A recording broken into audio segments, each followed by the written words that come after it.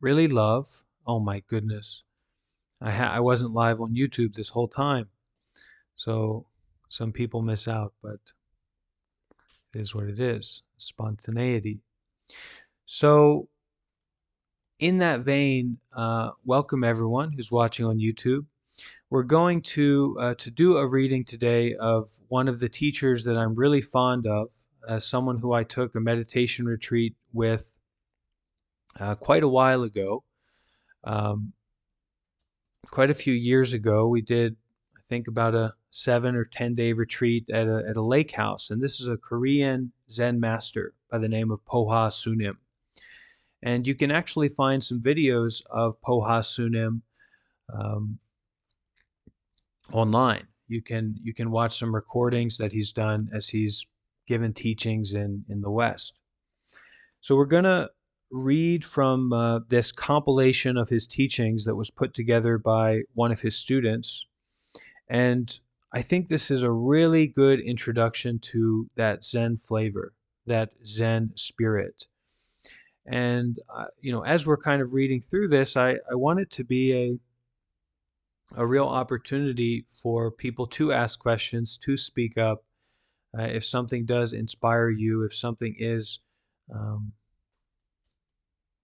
gets its hooks in you, then speak up about it. Don't just sit there passively, but feel that you are invited to speak up about it. Okay? So, beginning here, what is Zen? 3 pounds of flax. You could say 3 pounds of hemp or 3 pounds of wheat to understand it. Dualistic thinking. Before the sun rises in the east, all birds returned to their nests in the west. Zen focuses on becoming free from life and death. Zen is about directly attaining the mind of the sage. Zen practitioners do not focus on doctrines, dogmas, principles, religions, or philosophies, but try to act center to center with all beings.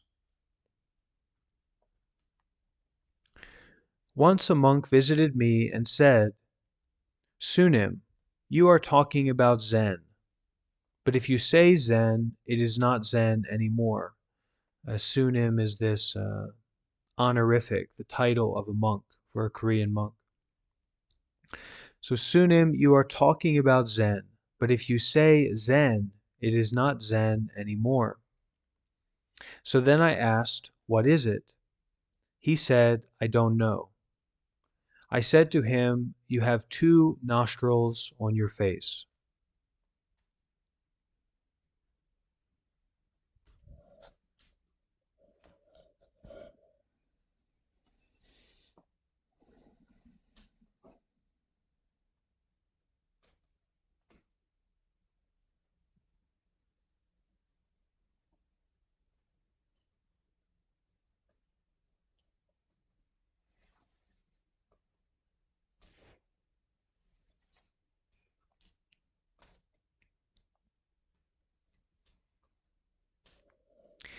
In this dualistic material world, in this very Garden of Eden, the fruit of good and evil is always in front of us.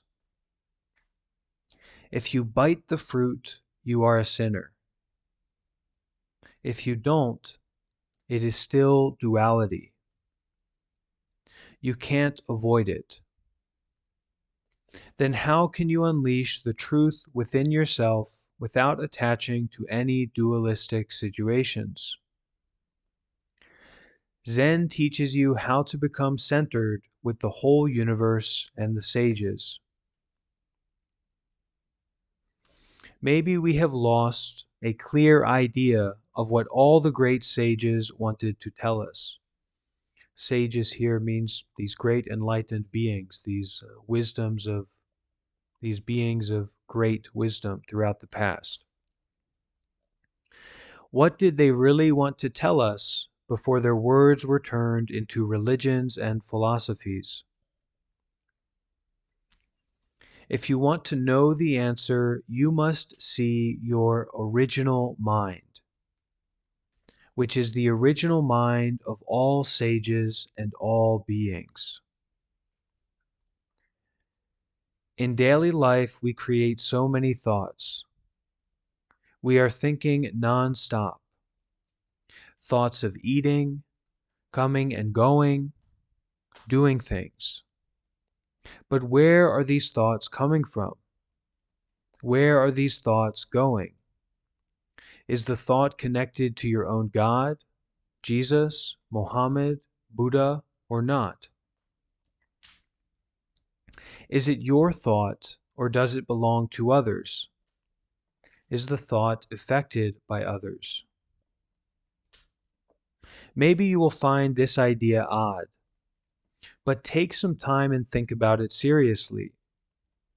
Then you will find the living truth within, which is not born and which does not die.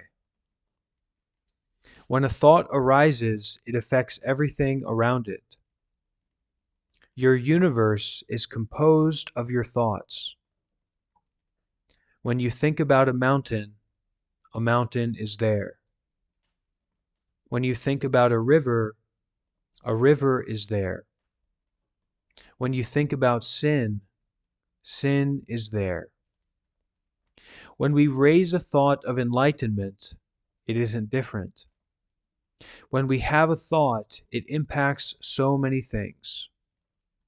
How should I handle a thought?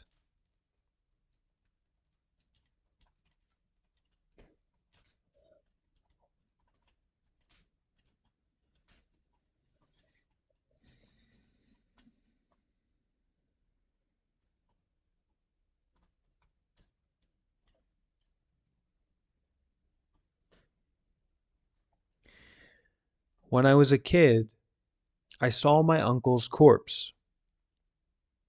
I was surprised at the time because he had been talking, laughing, doing so many things. But I now just saw a very cold corpse in front of me. He couldn't talk, he couldn't feel, he couldn't come and go. These two totally different situations, life and death, were not only for him, they were also for me and for you, for everyone, for all beings. I thought, now I am moving, now I am breathing, but someday I will be a corpse. So what is it to be alive?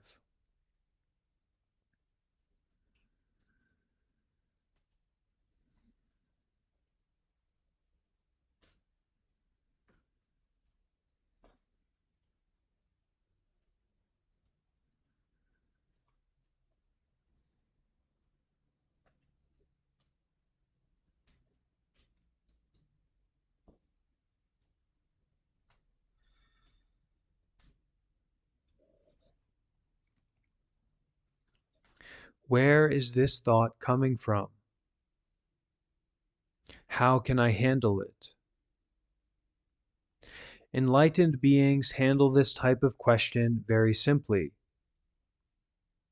In ancient China, there was a very enlightened master named Yun Men. A student asked Master Yun Men, "Not even a thought has arisen. Is there still a sin or not?" The master answered, "Mount Sumeru." Why did the master say Mount Sumeru? You don't have to get the answer from a far distant place. Forms are delusory. You must see form as no form so that you can see the truth as it is. You must see form as no form. so that you can see the truth as it is. The world becomes worse and worse because of the thoughts within us. Before we create boundaries, we need to go back to our original mind. This planet is ours. We can talk, we can share, and we can connect. Everything in the universe starts from a thought from us.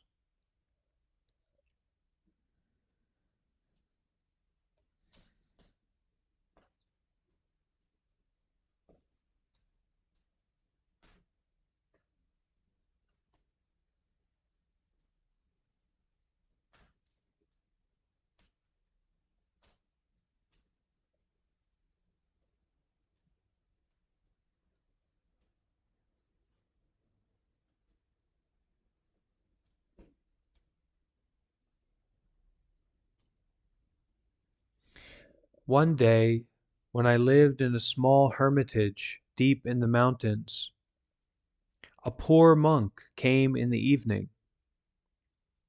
I served some food and we had tea together.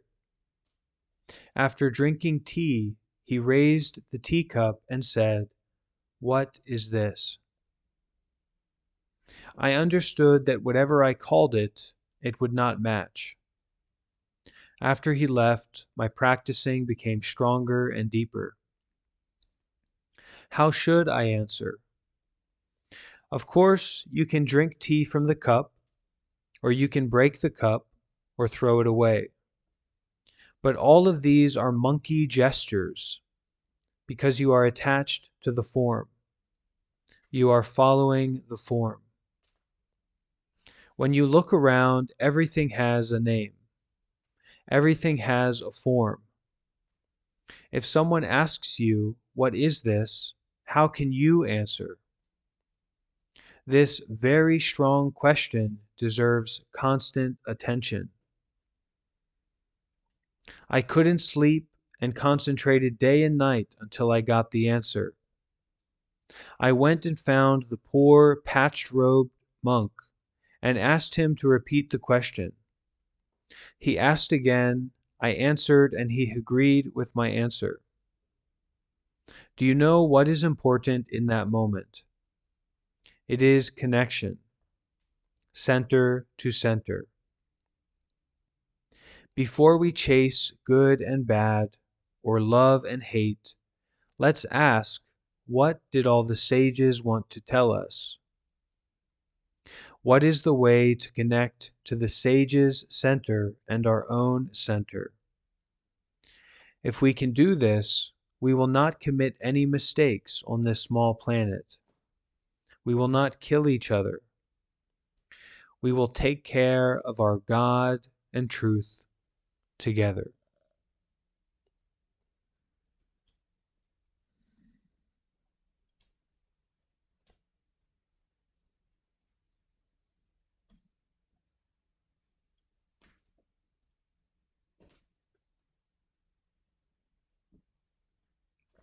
So, what is your God?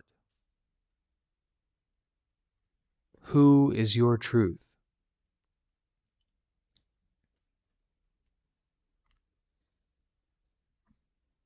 Or who is your God and what is your truth?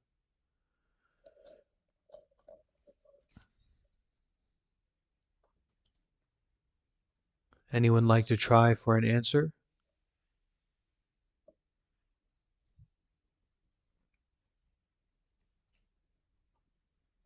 Who is your God?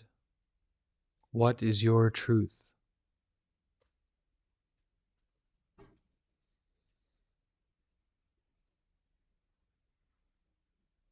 Uh, I think I am my own God, perhaps.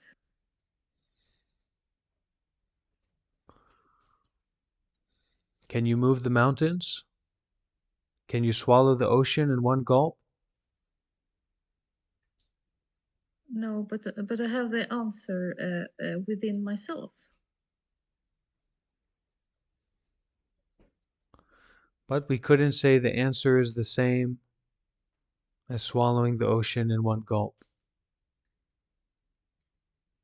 or taking the top off of the mountains.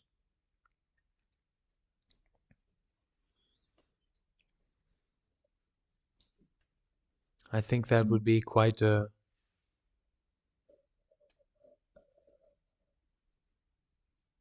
small God, no? When I think of God, it tends to be all powerful, can cut the mountains in two easily, can drink the ocean fully easily. I would like to add something to that. We have someone here at the temple want to add something? Thank you. Yeah, I can relate to that answer, but I think then if the answer is I am my own God, she said, right? Then what? Who am I? It would be the next question for me. So it depends on who you define yourself, or I. This word I. Wow. What do you think, Christina? No, I don't know really. I just I don't say that I have the answer to who is God. I just speculate. Perhaps God is everywhere, in everything. Are you everywhere in everything?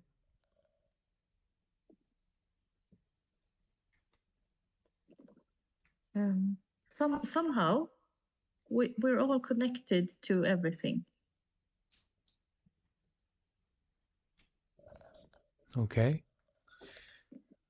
Did you want to say something, Scott? Yeah. My definition of God would be borrowed from Spinoza. And that definition is a very particular one. It's simply that which is cause unto itself. So everything has a cause that is a thing. Everything is dependently originated from its causes and conditions. But in order for things to be dependently arising, there has to be a reality which is independent and exists unto itself and is cause unto itself.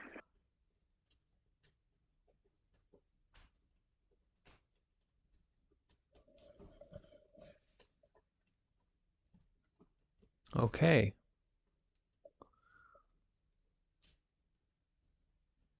So we have two gods. Any truths?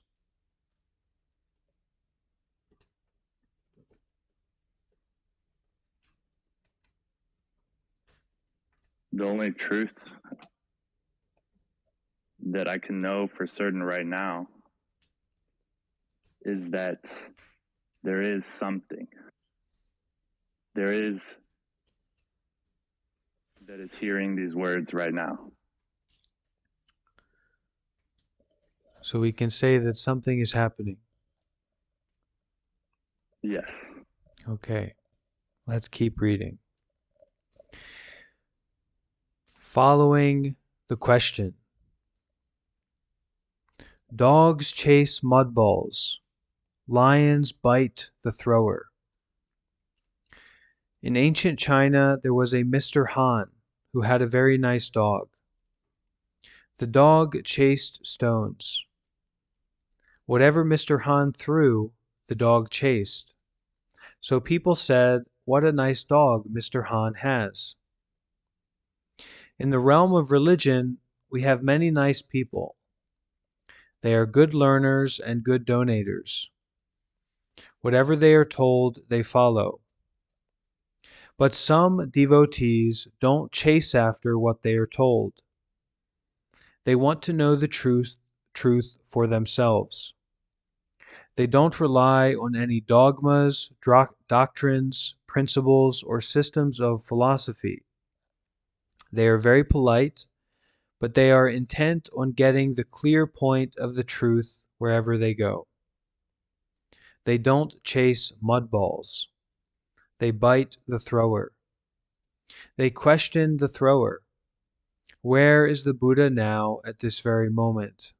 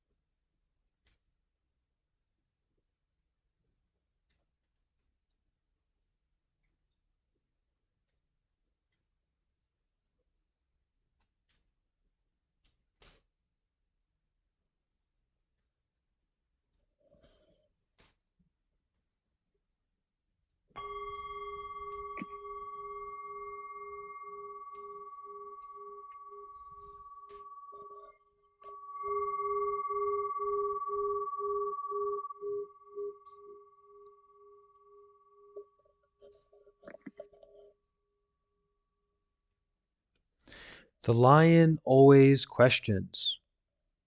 Enlightenment doesn't come like a free lunch to a sage. A sage has a question that he follows in his life, in their life. The lion focuses on finding the answer to the question and is therefore unafraid. Who are we? What are we? What are we doing? Do we know what we are doing? What is talking and listening? What are coming and going? What are sleeping and eating? In ancient China, there was an enlightened master named Ma Zhou. One day a monk came to his monastery and the master said, "Who are you? Where do you come from?" The monk said, "I am a teacher of monks." The master said, "How do you teach people when your body, mind, thought, spirit cannot teach people? Then what is teaching people?" The empty sky teaches people. The monk was upset and said, "If I cannot teach people here, then I will leave." The master called out, "Hey, you teacher, from birth to death only this moment is it."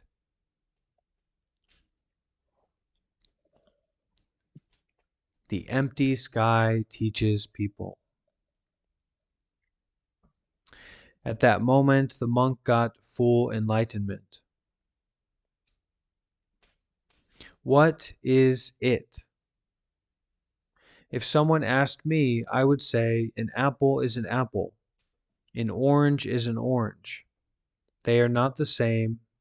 They are not different. There was a great enlightened master named Song Wo. Venerable Master Song Wo said to his students, "The Buddha Dharma is so calmly fulfilled and so powerfully omnipresent that it has never moved at all, yet it melts the iron wheel. Even though the Buddha Dharma has never moved at all, it melts the iron wheel. But why?" If you understand this koan, you will see what is the immovable mover, the creator of this whole universe. If someone asked me, I would say, when there was no wind, the tide was very high in the Pacific Ocean. Ancient sages used many skills. We say 10,000 teachings, but they are all aimed at calling out your own center. You will know who you really are. When you find your own center, you will know who you really are. And that should be a big part of our practice in coming here together, is finding out who we really are.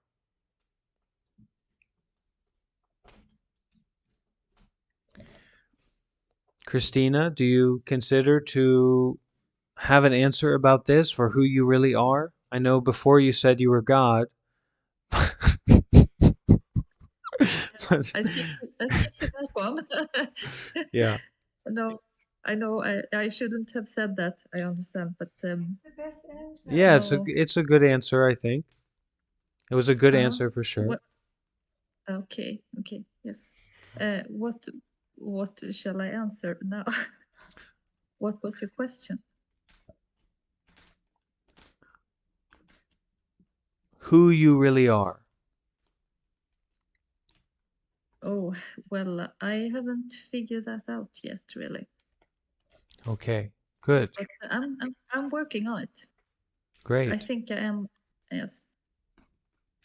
That's why I'm here. Okay, me too. Anna, Good. Anna Sophia, did you want to say something?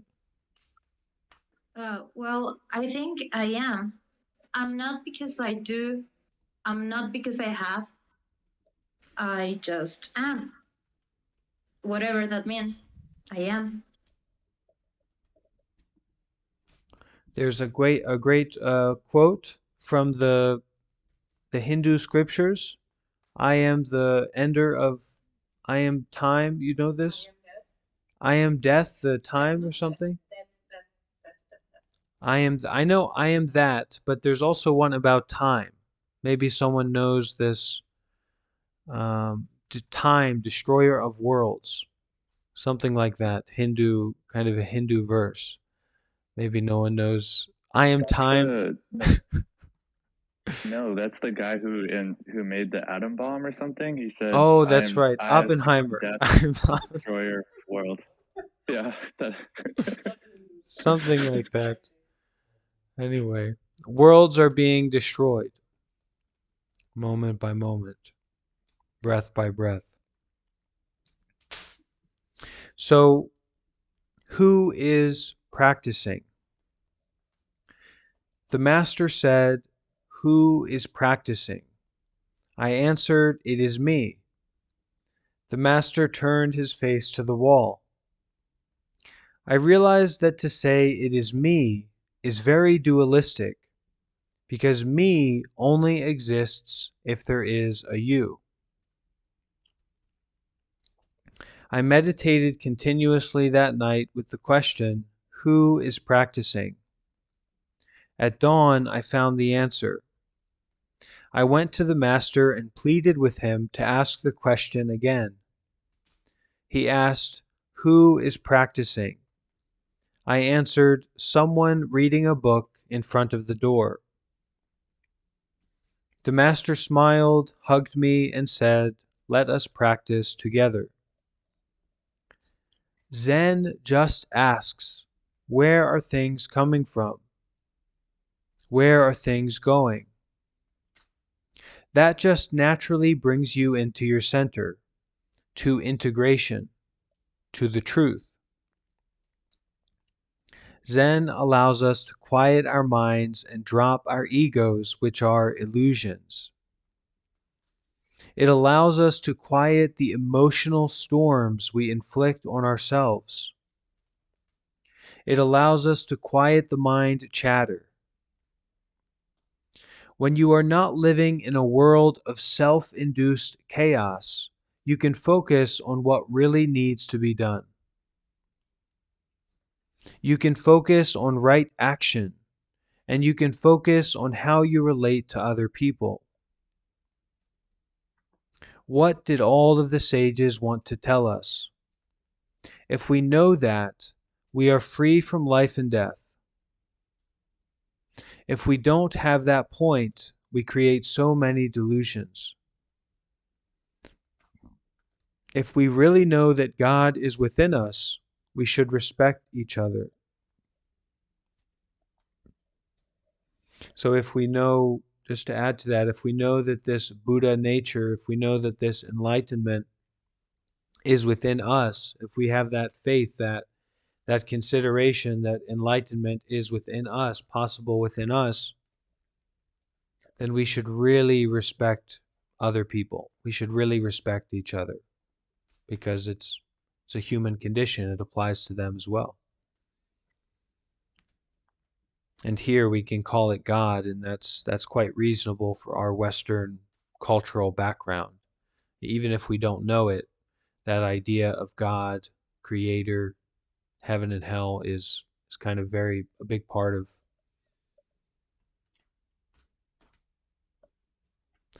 Western development, Western society. The young boy asked, "Why is the inside of the watermelon so red?" The master answered, "Because your mind is so red."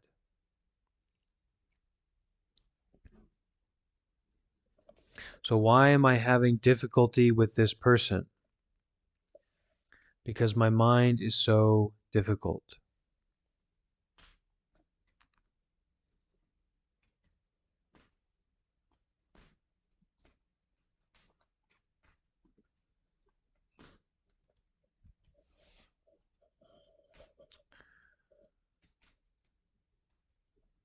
The problem of pain.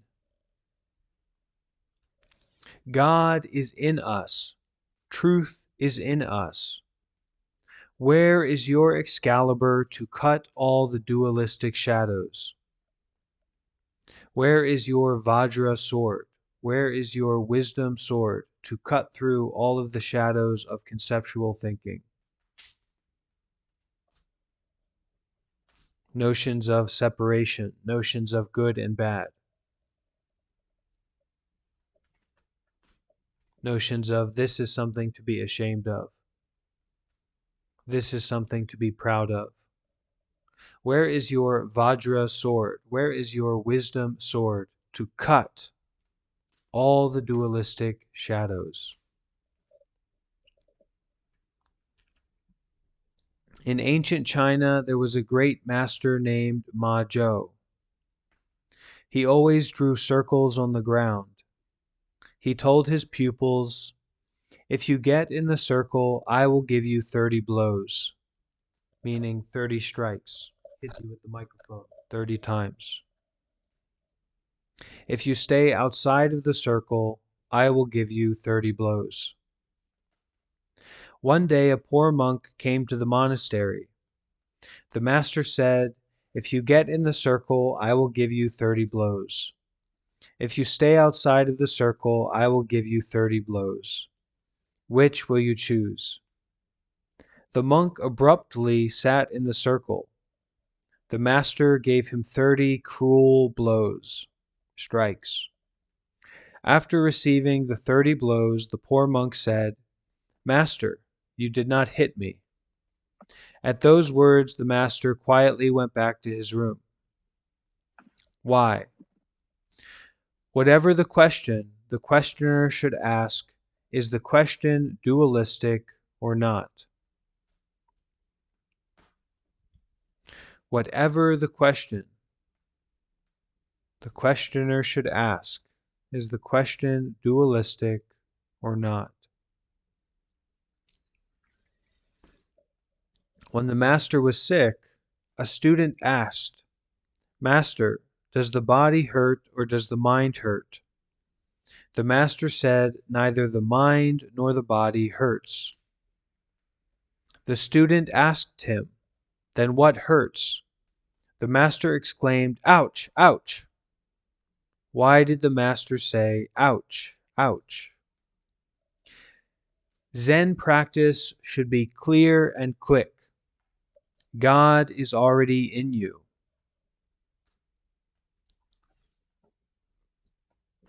A student asked the author of this book, and it goes student and the author, Poa Sunim, this quite nice monk.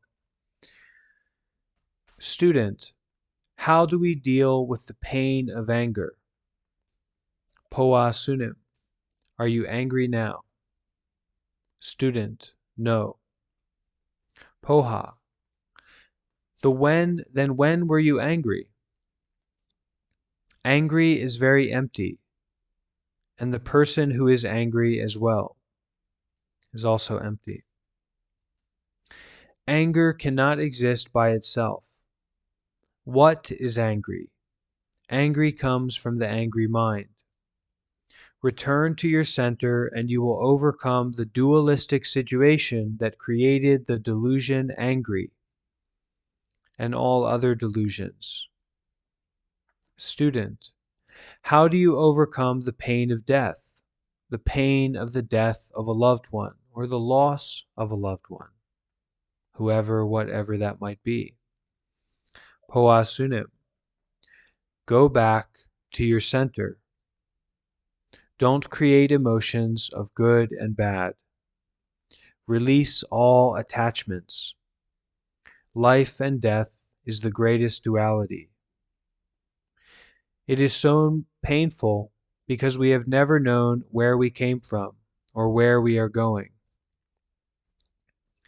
Whatever we do creates delusions, war and peace, environmental problems.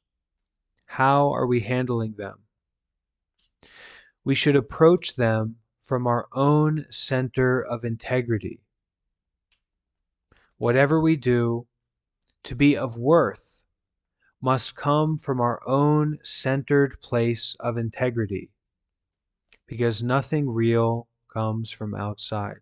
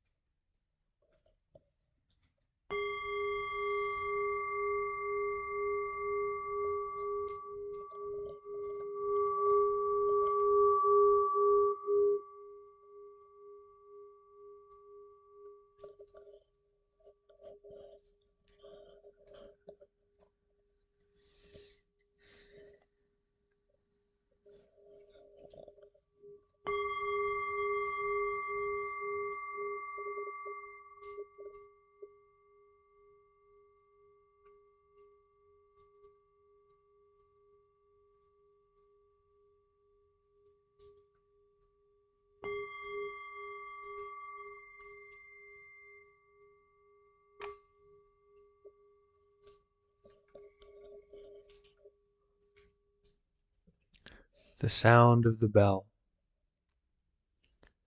What is the value of life? What jewel do you have right now to share with others? How does our daily activity flow from our center? When a bell rang, the Buddha asked the people, "Can you hear the sound of the bell?" They answered, "Yes." When the bell was ringing, the Buddha asked the people, "Can you hear the sound of the bell?" They answered, "No." Buddha said, "Why are you so unenlightened?" When I asked if you heard the true sound of the bell, you said, "No." Why did the Buddha say you are unenlightened? I would answer, before the clouds gathered in Virginia, rain fell in Washington, D.C. The sound of the bell comes from inside of you. Where inside of you is the sound of the bell coming from? The sound is coming from the empty valley where there is no echo.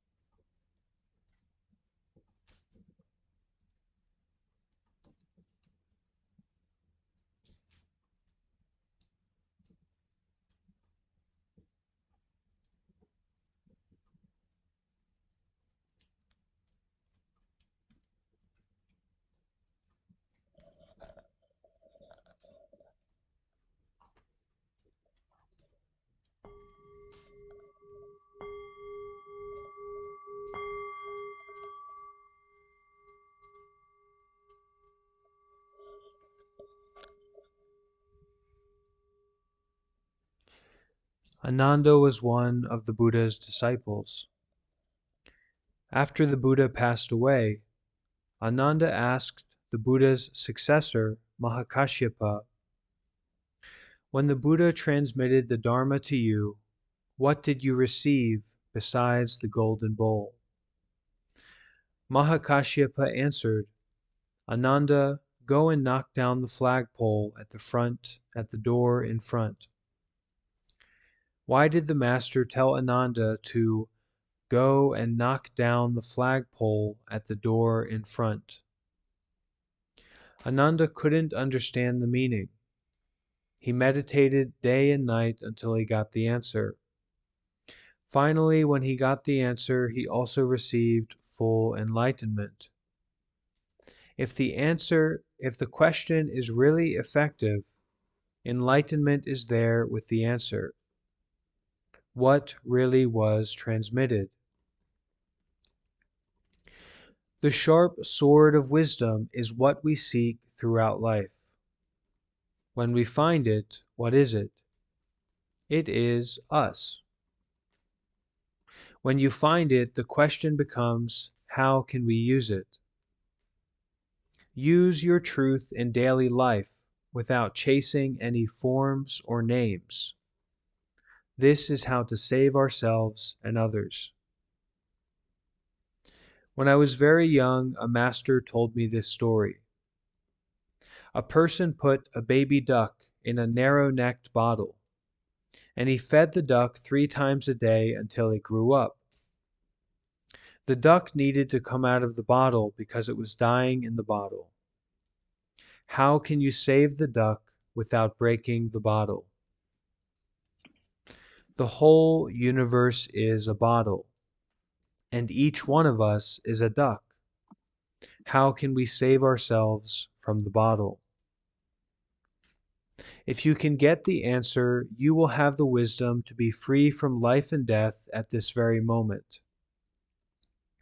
Your whole life is a place of worship, and everyone is the Buddha. Where is sound and meaning coming from?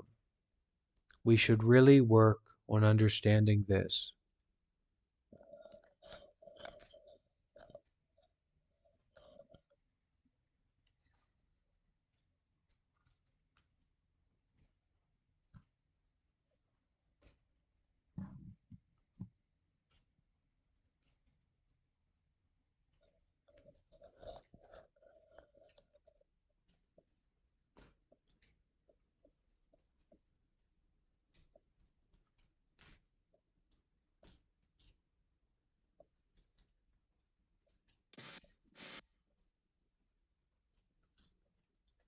May I say something? Okay? Um, you asked what was God, what is God, what is truth, something like that. And you asked Christina, do you drink up the ocean? Do you move mountains? If I remember correctly. I think God and truth is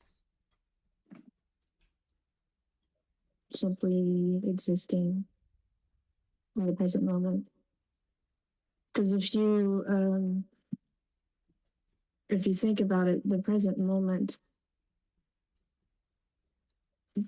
is drinking up the ocean now, spitting it back out through the weather.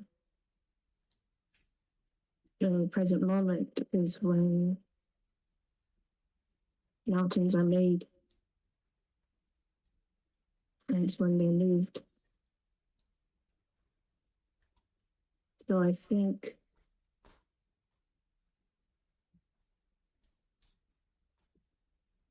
God and the truth is found just by existing.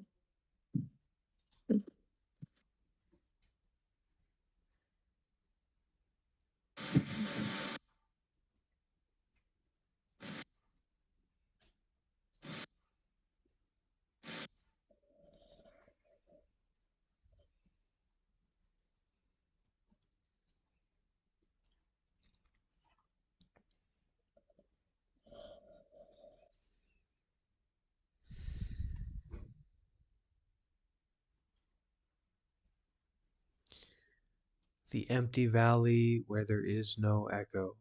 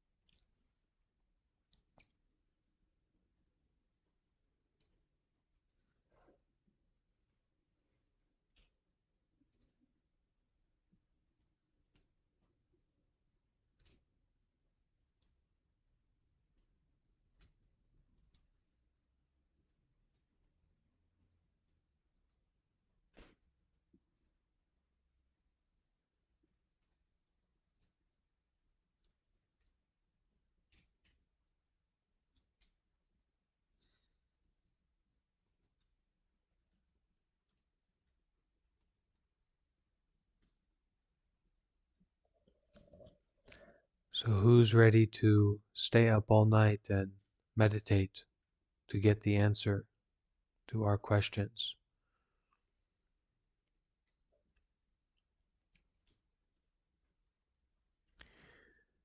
We couldn't always be in a position to do that, but we can be in a position to enter the valley where there is no echo, to be with this God mind, Buddha mind that is vividly alive and well. It's not injured, it's not confused, it's not stuck. It doesn't need to find a formula for understanding itself or the world. It just is.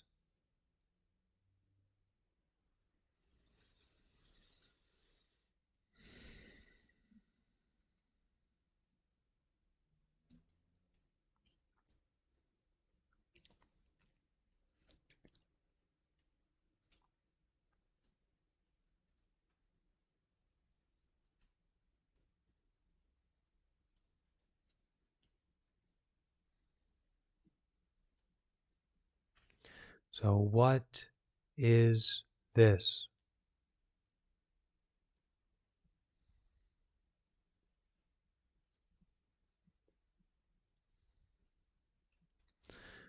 Don't make this to be something outside. Don't add another layer to it. What is this?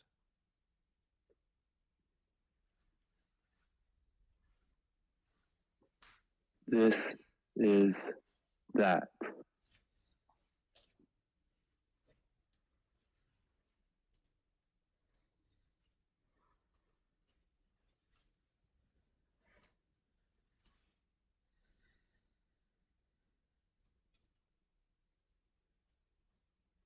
But that is not this.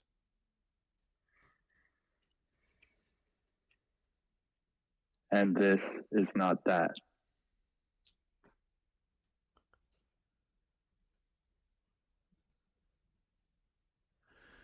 Maybe. So let's all take a moment to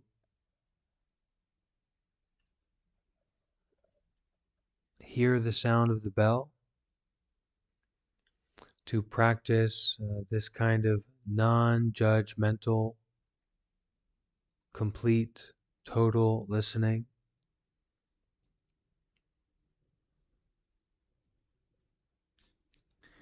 And after 3 strikes of the bell,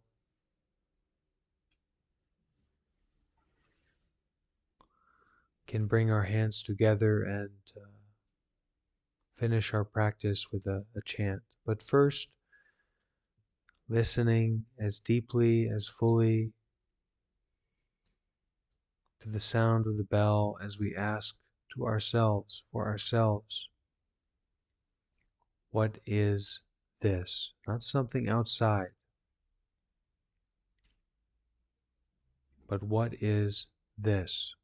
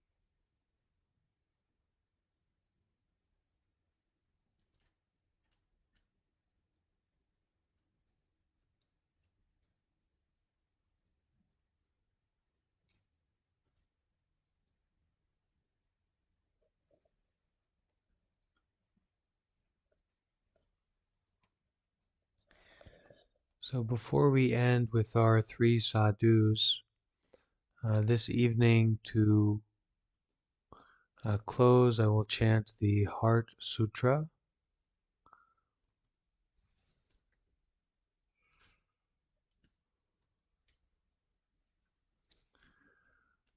And you're invited and welcome to chant along with me. If you know this sutra, I'll post a copy in the Discord, but for now, you can bring your hands together and listen as we chant the Heart Sutra to close.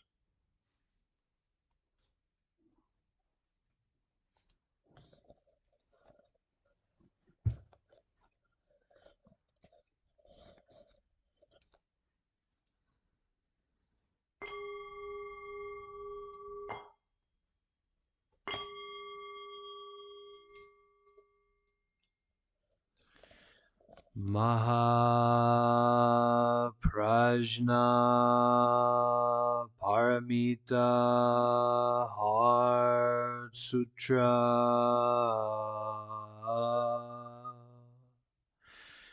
When the Bodhisattva Avalokiteshvara was coursing in the deeper Prajna Paramita, she realized that all the 5 skandhas are empty, thereby transcending all sufferings. O Shariputra, form is not other than emptiness, and emptiness not other than form. Form is precisely emptiness, and emptiness precisely form. So also are sensation, perception, volition, and consciousness. Shariputra, this form of the emptiness of all dharmas is non-arising, non-perishing, non-impure, non-pure, non-increasing, and non-decreasing. Therefore, in emptiness, there is no form and no sensation, perception, volition, or consciousness. No eye, ear, nose, tongue, body, or mind. No sight, sound, smell, taste, touch, or thought. There is no realm of the eye, all the way up to no realm of consciousness. There is no ignorance, and also no ending of ignorance, through to no aging and death, and no ending of aging and death. There is no suffering, no cause of suffering, no cessation of suffering, and no path.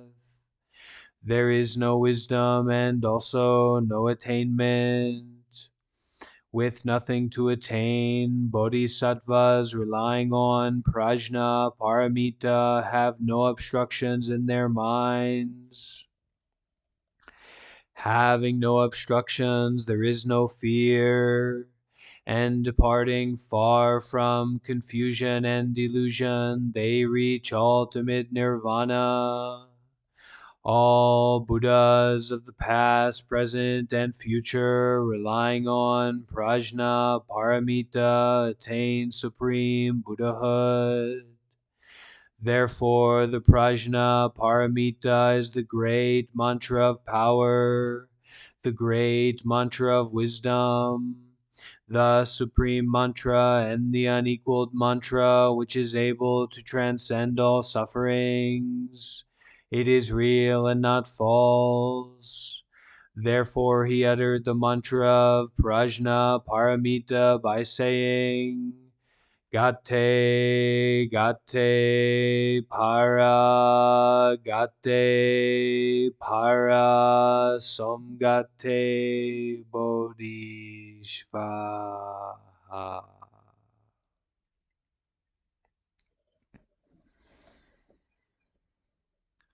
So we can all bring our hands together, and at the sound of the bell, say sadhu 3 times.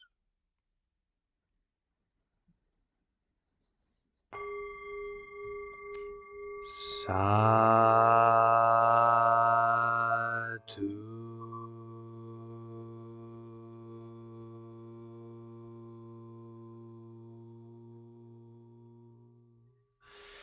Sadhu.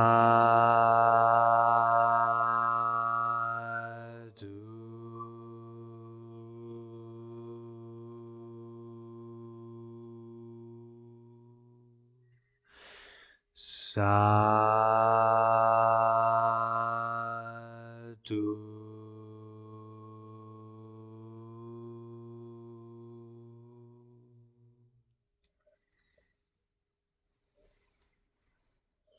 Okay, dear fellow practitioners, thank you much for joining. I hope this was empowering, liberating, and overall quite nice. Hope to see you again soon.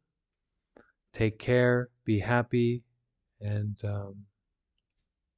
remember your original mind, this open valley with no echo. See you soon. Bye-bye. Thank you, Bante. Welcome.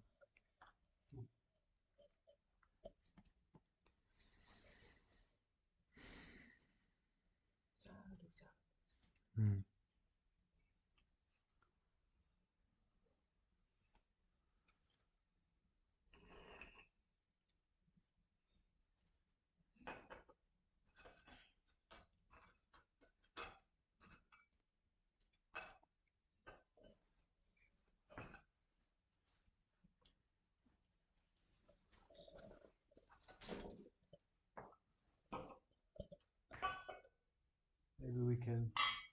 Blow a little bit more there.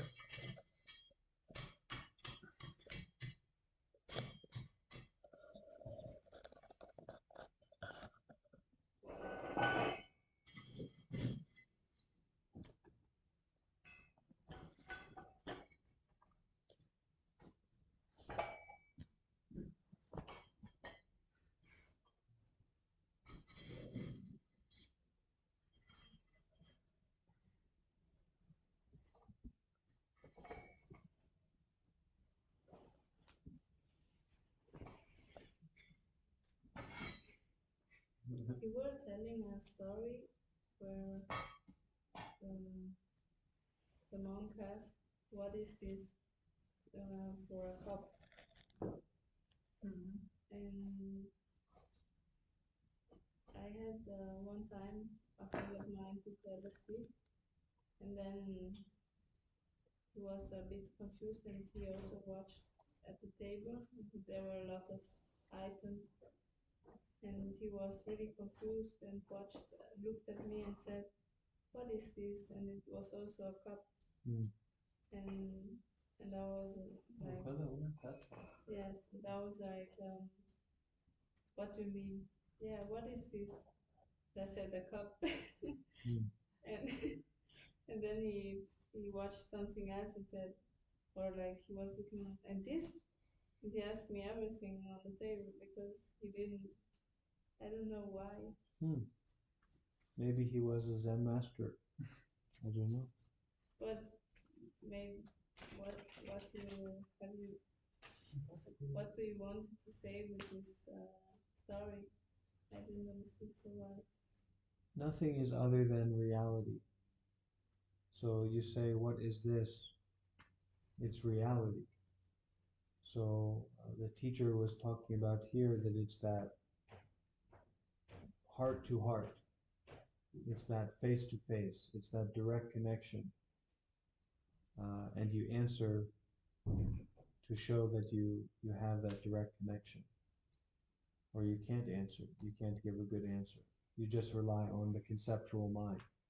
So it's to answer according to this original mind, this mind of reality as it is, this mind of not relying on concept, not relying on belief,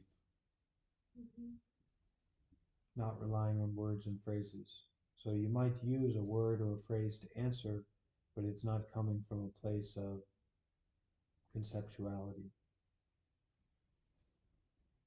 And this is a very Zen kind of thing. So there's a lot of stories of, it's basically like saying, do you get it? Do you have the deeper understanding? Are you enlightened? And depending on your answer, you kind of show your mind.